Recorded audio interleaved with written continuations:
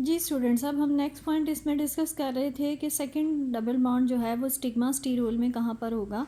उसके लिए ये एक रूट जो है उस डबल बॉन्ड की पोजीशन को आइडेंटिफाई करने के लिए डिस्कस किया गया है कि जब स्टिग्मा स्टीरोल जो है उसको हाइड्रोजन पेरोक्साइड के साथ रिएक्ट करवाया गया तो उसने एक ट्राइयोल बनाया और इस ट्राइयोल जो है उसकी ऑक्सीडेशन करवाई गई विद क्रोमियम ट्राइऑक्साइड, तो उससे हमारे पास एक हाइड्रोक्सी डाइकीटोन जो है वो जनरेट हुआ।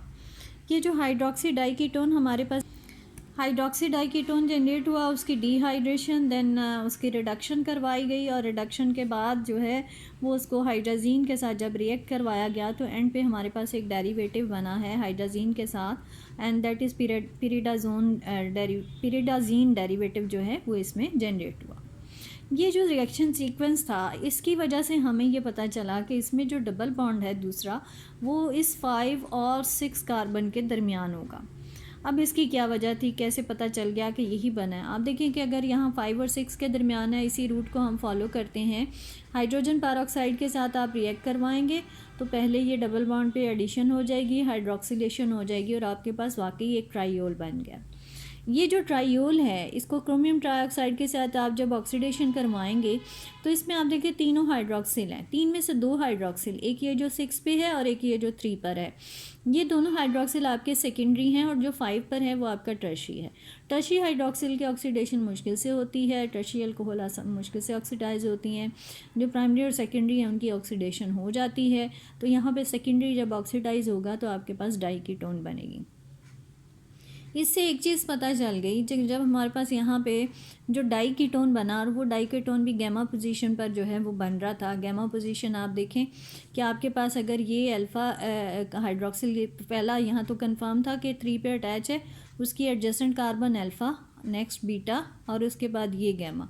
इससे ये पता चला कि इस पोजीशन पे हाइड्रोक्सिल होगा तो गैमा डाइकीटोन आपके पास जनरेट होगी और अगर इस पोजीशन पे हाइड्रोक्सिल है और गैमा डाइकीटोन बन रही है तो इसका मतलब कि यहाँ पर आपके पास डबल बॉन्ड होगा इस कार्बन के साथ अटैच। अब वो पॉसिबिलिटी ये भी थी कि यहाँ पे भी हो सकता था, 6 और 7 के दरमियान भी हो सकता था और 5 और 6 के दरमियान भी डबल बॉन्ड हो सकता था, दोनों पॉसिबिलिटी मौजूद थी।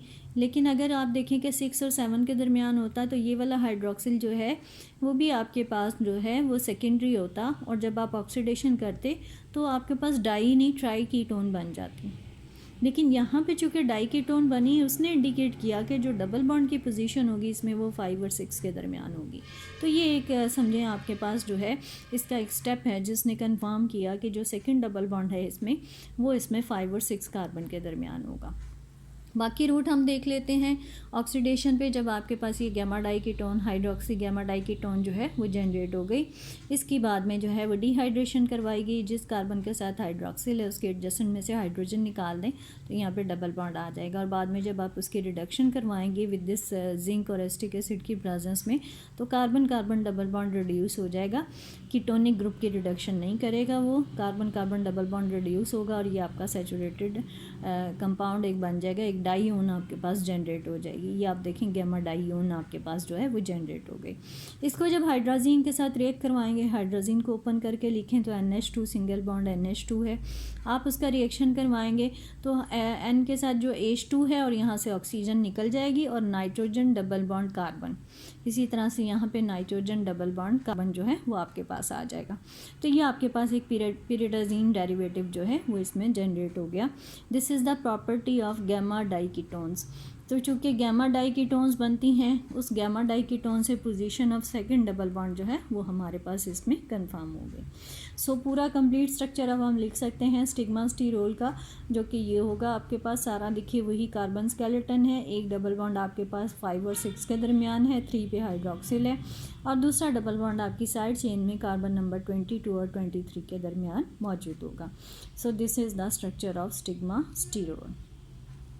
तो ये हमारे पास स्टीरोल क्लास का फर्स्ट मेंबर था स्टिग्मा स्टीरोल। Thank you.